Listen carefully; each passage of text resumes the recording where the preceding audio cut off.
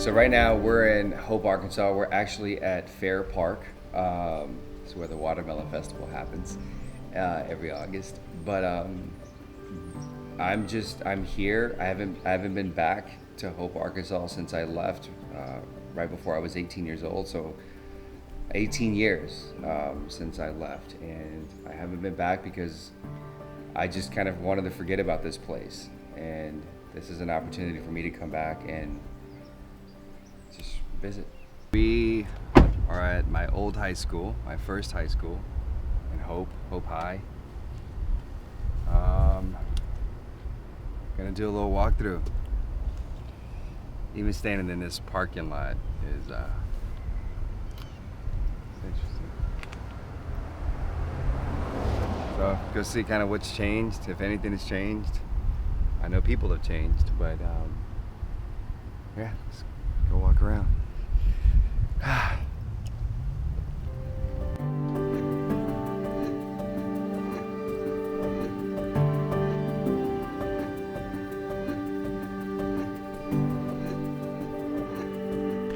So It looks a lot different.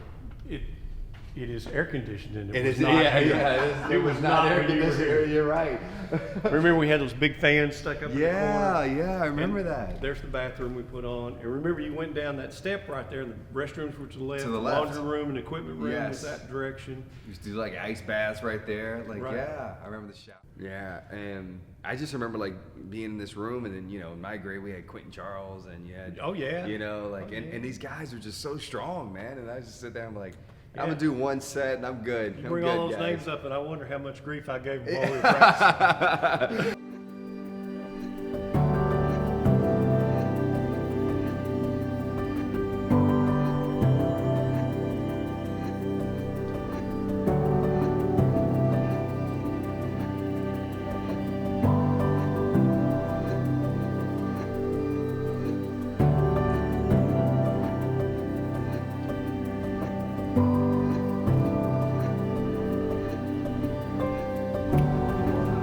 So you count the end zone, you have 40 yards to turn. Wow. So a little different, huh? Wow. Weight room's upstairs. You want to look? Yeah. Let's go.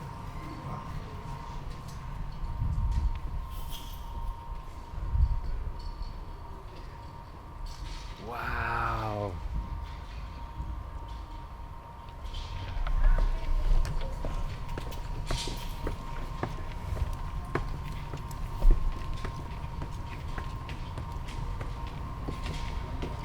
Holy moly.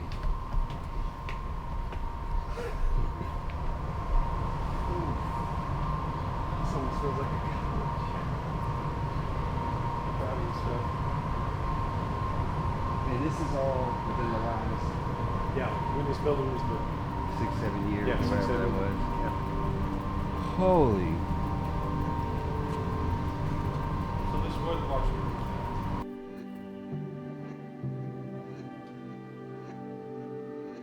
Oh man, like this place. is. Yeah. This place. What you It's think? incredible. I'm sitting there telling him, I was like, these kids have no idea what. No, they don't know what they got. They have no idea. He's been telling me that I hollered at him during practice. No. No. Like, he just walked around with that whistle, man. I just remember him in a gray shirt, and I Always just remember a him gray shirt. always in the Always a gray gray shirt. shirt. I remember it. So when he came out of his office, because I didn't know. And so, because my wife was the one that was like corresponding with him. And he comes out of the office and I see the face and I was like, it's like I just had like a flashback. I was just like, I should start doing something right now. I don't know, there's something I should start doing. Like Yeah. that. You wanted to get your feet moving? Oh, man. I can even not forget that. But it's funny because I was just telling him that I moved right after this season in 2000, the fall of 2000. And I remember getting to Georgia and I went to the school that I was gonna, because there's 3 schools in that town. And I was like, well, this is the school I'm gonna go to. Is there a football program? They're like, yeah. And I was like, got to talk to the football coach. And I was never this stud, like that's not who I was, but I love the team. And I love the sport. It's sad. So for the last 18 years since I left, I've always, when I've thought of Hope, I've always like, I didn't have the best memories, right? Right. And that was what was ingrained in my head because of, again, as we touched on, like I was like one of the first Hispanic kids, so I'd hang out with the black kids and the white kids. Right. I wasn't And cool. you never fit in And I anymore. wasn't cool enough for them. And then when the Mexican kid or the Hispanic kids came, I wasn't Hispanic, but most of them were Mexican. I wasn't Mexican enough to be with them. Yeah. And I just found myself in this weird dynamic, right? Like I literally felt I was forced to grow up really fast because also my mother worked the graveyard shift at Tyson. So I had to get myself to bed. I had to get myself up in the morning. I had to get myself to school. Times that living on Avenue A, all the way at the end of that street, and the last stop, and sometimes I'd oversleep and have to, I was telling him, I was like, I'd have to like jump on my bike and ride to school. Like, and it just, it's so interesting, but like on the way here today, and then especially being here and seeing all of you guys and talking to you guys and just kind of talking about the old days, I'm suddenly like, now it's like, unfortunately, a lot of the good stuff was overshadowed by certain things, you know? And it's unfortunate because I'm looking at this hallway and I'm just like, I was a kid here, and I remember good and bad things kind of happening and different, whatever, and like it's like emotional, like standing right here. Isn't it good you've reconnected with Jairus? Yeah. I mean, and if Jairus walked in here right now, it'd be like y'all hadn't been apart. Right. Yeah. Yeah. He's such a fun guy. Yeah, he is, and you know, just being here, it's a really good feeling to be here right now. It really good. is.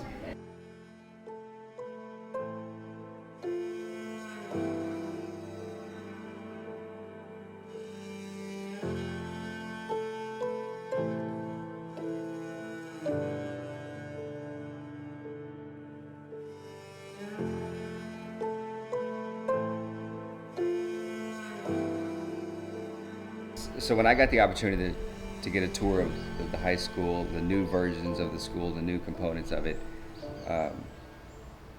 when the principal showed me the mural and there was an individual wearing a uniform and he said that that's me, it took me a second to really grasp what he meant by that.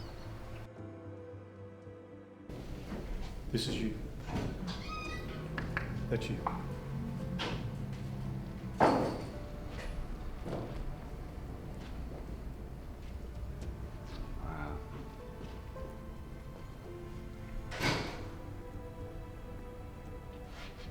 That's cool. We can go through them if you want to. Yeah, I would love to. Remember Ronnie Powell? Yeah. That's Ronnie. This is my daughter. Oh, She was killed her first year as a freshman in college in a car accident. Oh, wow. This is you.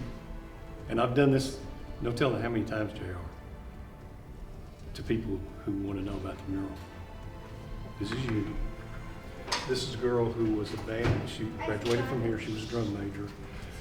I can't remember the name right now, but she was a band director at Lakeside and got killed in a car accident. He was a federal programs coordinator. Probably wouldn't have been in the building. April, his daughter, April? That's her. That's her. She was killed in fact, in college. Hey, you were at Huh? Arkansas? Mm-hmm. And this has been here for, it's got to be here more than 10 years, JR. Maybe more. It's just a shame, you know, because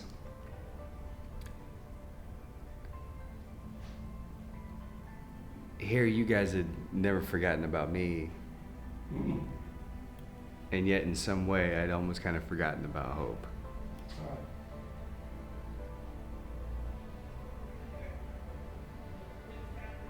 That's cool.